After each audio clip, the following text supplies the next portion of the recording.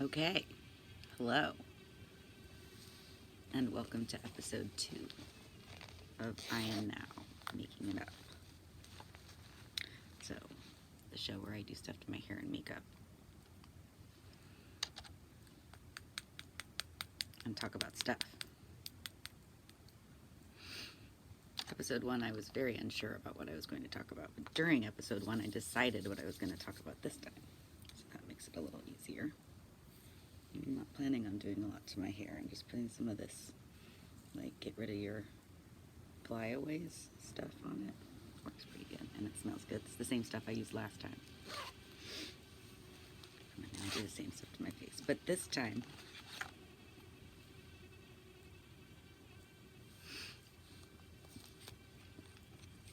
I know what I'm going to talk about. So today I'm going to talk about boycott culture. And like all my hashtags, it has 2 meanings.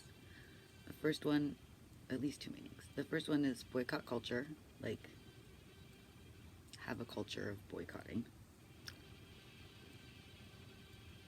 Have that be a part of your culture. A culture of only carefully selecting purchases that meet your ethical standards. And boycott culture, like boycott the elements of culture that you don't agree with. So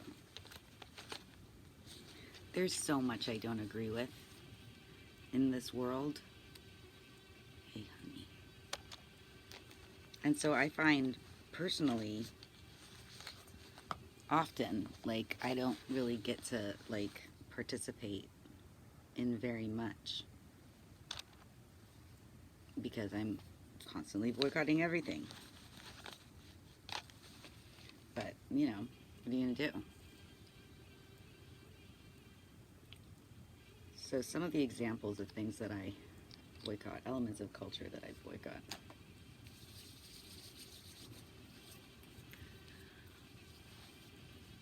Competitivism, celebrating competition as a inherent value, that somehow something is more special or important or valuable because you competed for it, because you got it at the expense of someone else getting it, which I think is very sad. Using this super light hardcore concealer today.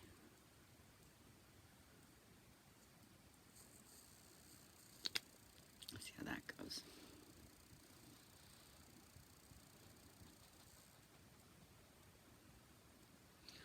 Ironically, one of the elements of culture that I generally boycott is makeup. Because on the whole, it's bad for your skin. And it's an industry that runs on the belief that you're not pretty enough without it. So, you know, somewhat negative about the makeup industry and about the cultural implications of that girls are unpresentable without all of this preparation. But whatever. I'll do a little bit of it if it'll get you to listen to me talk about it. And like I said, it is kind of fun. I'm all about makeup for fun. Like, putting on makeup for fun is not something that I feel is, like, culturally abhorrent, you know, ethically abhorrent. Putting on makeup for fun. That's fucking, it's for fun, you know.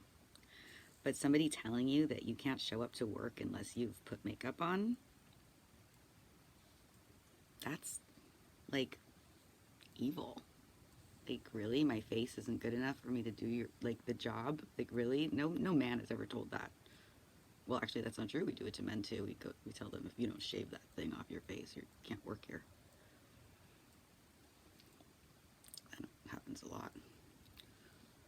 So, it's, you know, it's all of our problem.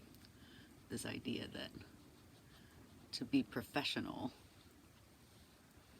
you have to participate in these belief systems that aren't even, like, that nobody's even making sure are healthy for you. You know? We're just like, no, you need to be this way. And you're like, well, but it's hurting my back. And they're like, hurts everybody's back. Deal with it. That's stupid. That's more ways that we as a society expect people to conform to how the machine is built rather than rebuilding the machine to conform to how people grow. Which really, I mean, really, come on, let's get down to brass tacks here, folks. Like, which one of these things do we really actually have more control over? Do we have more control over how humans are? Or do we have more control over the machines that humans build? Because we have a lot of theories about why humans are and what humans should be. And those theories are all very bad. Like, they're not good. They're not honed and perfected. You know, they're theories. We're still working on that shit. People don't know. So, personally, I think we should be always rebuilding the machine to fit people. Like, every time we learn a new thing about people, we should be like, oh, fix the machine. You know, not like, oh, we found out a new thing about people. Fix the people, because we already built the machine. That's like epic laziness. So, ooh, I found some red. It's a little bit of red. My makeup's not gonna be that different, guys. So boycott culture. Other examples of things that I personally boycott for boycott culture. I mean, you know, I have been on boycott from any media that has ads spliced into it since like 9/11. Like, I won't watch anything with ads. Fuck you. I haven't seen an ad in a decade. People tell me about ads. Sometimes ads are so good. Like, people get so creative that, like, they get on, like, you know, YouTube and it's like a thing. And sometimes I see those, but you're not doing the fucking same information every 8 seconds to me. Sorry. I did not sign up for that with my television subscription. So yeah. Ads. Permanent boycott of ad material generally. And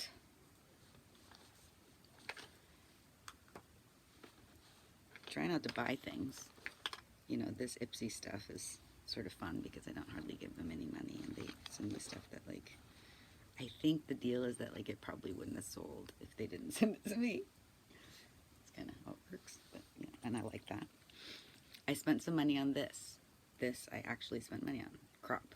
Because they do, like, hey, this is, like, good for your face, so you can put it on your face, and you're not destroying your face. And I'm like, yeah, somebody who gets it. I want to put stuff on my face to make me look pretty that's going to make me look ugly when I wash it off. Like, that's not smart. That's unsustainable. It's like epically short-sighted thinking. Okay. This stuff goes on looking really, like, white. But it, like, blends in with your skin as you rub it in. It's, like, supposed to match your skin tone or whatever.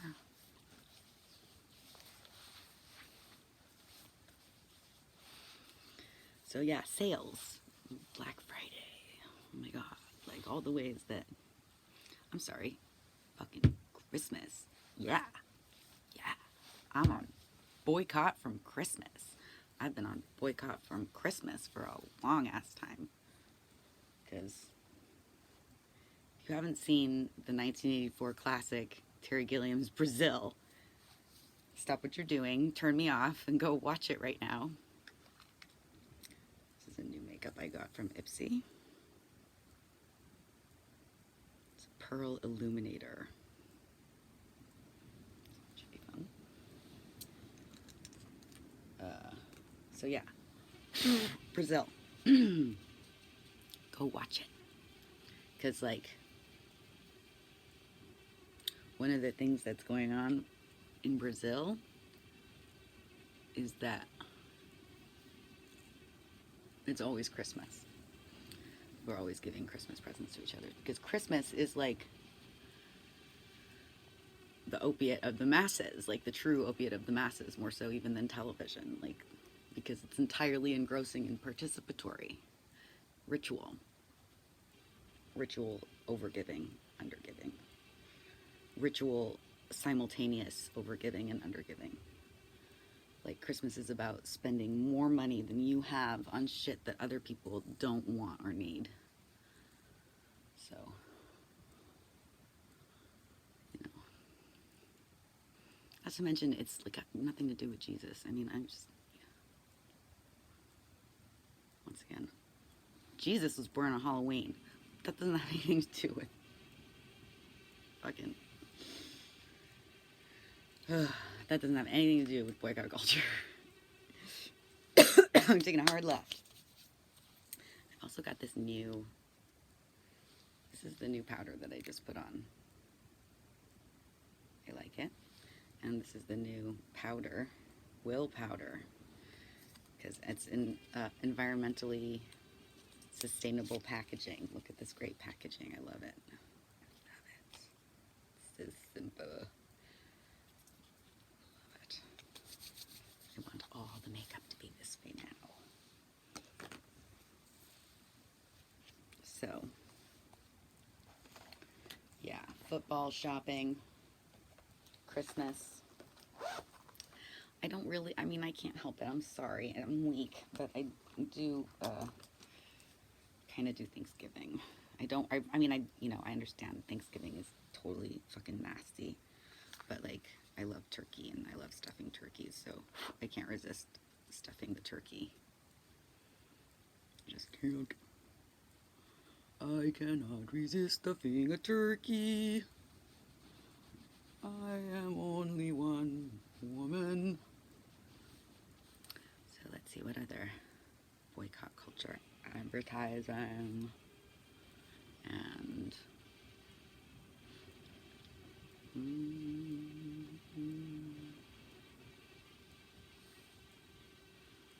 football. Money culture. So, I mean, that's not a hashtag. Hashtag money culture is not one of my hashtags, but money culture is one of my sayings. It's definitely one of the things that I'm on boycott on. Money culture states that you're worth how much money you have. And that is the overarching definition of your value. Anything else is sort of, you just trying to seem like you have value when you really don't. Because obviously if you did, it would be reflected by your bank account. You can see it in The Big Short. If you haven't seen The Big Short, please turn me off right now and go watch The Big Short. The Big Short is a movie about the 2008 crash.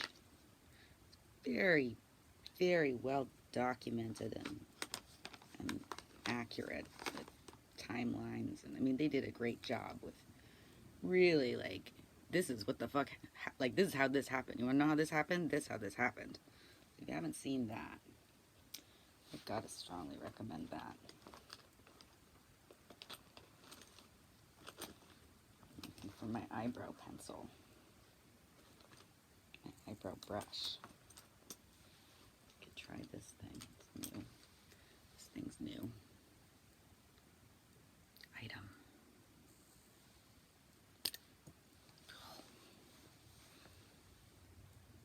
See, it's like a shaped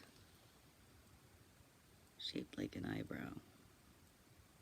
Here's a pencil that's just shaped like an eyebrow for you. Like, okay, I'll try it.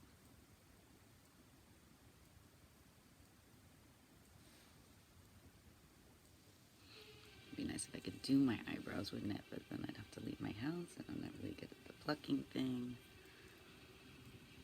My wig point. It's nice though.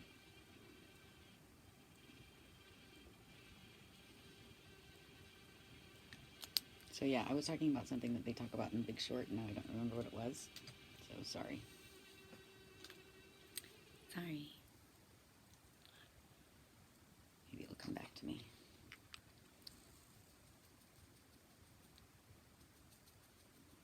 Yeah, the Big Short will give you a lot of information as to why boycott culture is so important, though.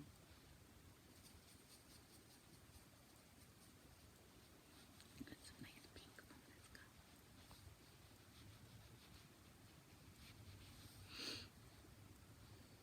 I'll put some pink on my eyes.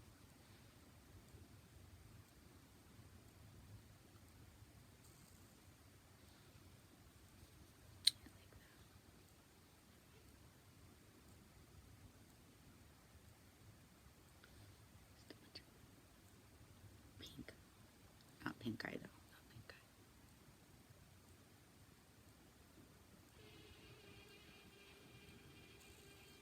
So, yeah, boycotting culture can help you from getting caught up in cultural trends and groupthink that can lead you down destructive paths, not just, you know,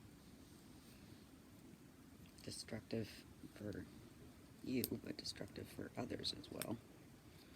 Isn't this an interesting eyeliner? Mascara. I can use this later. Here's a bronzer bronze. Let's try this. Bronze crayon.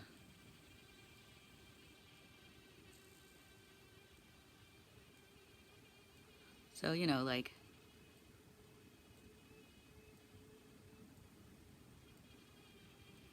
you can also boycott beliefs in culture, you know. Like, here in Los Angeles, I feel like I pretty much only have to disagree with, like, cops about racism, you know, but in other parts of the country, you have to really disagree with people about racism.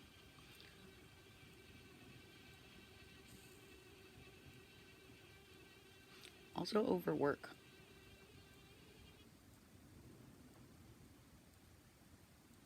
Overworking yourself is an element of culture. It's like left over from the Protestant work ethic, the people that founded this country who are like, oh my God, the Anglican Church is allowing people to get divorced. It's so sinful. We have to escape to where we can be pure and God won't hurt us. Like, our founding fathers were fucking lunatics, like really to the bone lunatics. So, there's that. I'm gonna use some more of this copper on my lips this time. So, like, yeah, it's an element of culture that you're worth. Okay, so here's, I say this a lot. This is also not a hashtag, it's just a thing I say a lot.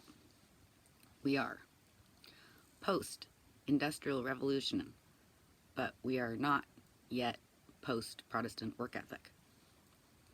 So, we've got machines to do all our work for us,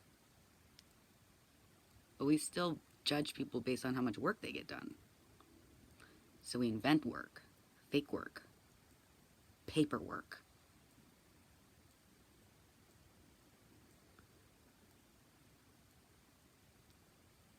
We collectively delude ourselves into thinking that that paperwork is more important than the actual work of life, which we no longer do or participate in any real way. I think it makes us sad.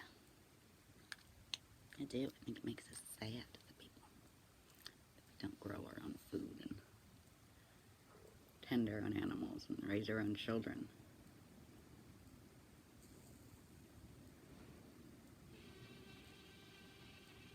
So, like, boycott culture is about, like, defining what's professional. What are we going to allow people to tell us is professional? What counts as, like, what counts as something that you're allowed to come and invade into my, like, personal life? and tell me that I have to be a certain way. Where are the boundaries to where you as my employer have a right to tell me how to be, and you as my employer do not have a right to tell me where to be?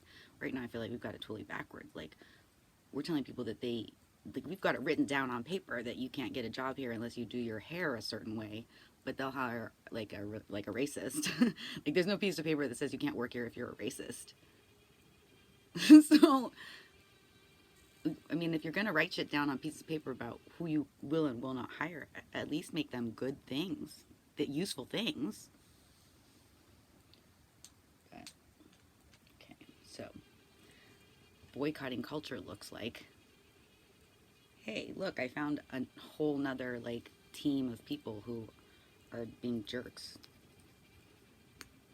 So I'm not gonna buy their product anymore because they're jerks. See how weird this thing is shaped? It's shaped so weird. Came out of a tube. Fun.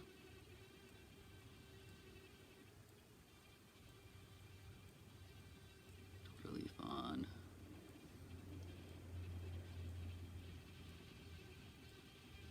Very big. So yeah, boycott culture. What elements of culture do I boycott?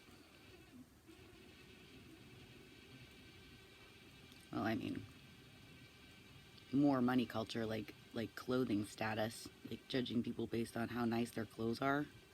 Jesus Christ. Really, guys?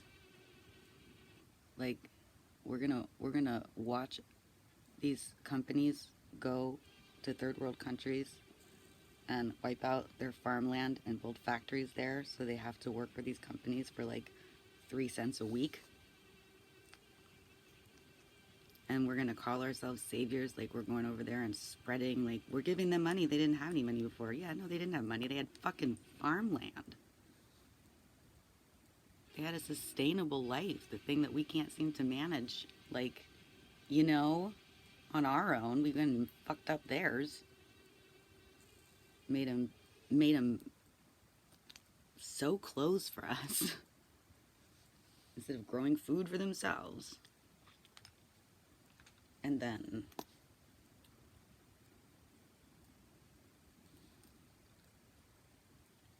mark it up 700%. Pay them 3 cents a week. Charge $700 an item. And then look at someone who bought into that scam and say, oh, they're the one. They're the one I want to be like. Look at how pretty she looks. I'm like, ew, that's not pretty. That's gross. Like, you're wearing injustice. You're dripping with other people's pain. Like, you've adorned yourself with other people's pain. Does it bother you? So, boycott culture. And I think it's a little bit shorter than last week, but that's okay. I guess I'll take my hair down. The big reveal, the joke. I don't think I have a very good joke for you this week. But, you know, it's not like the worst joke. I just don't think it's not as good as the other one. That one was sort of inspired. So, this week's joke is...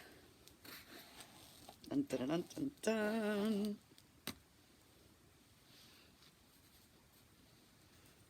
So, what was the best part of the Trump presidency?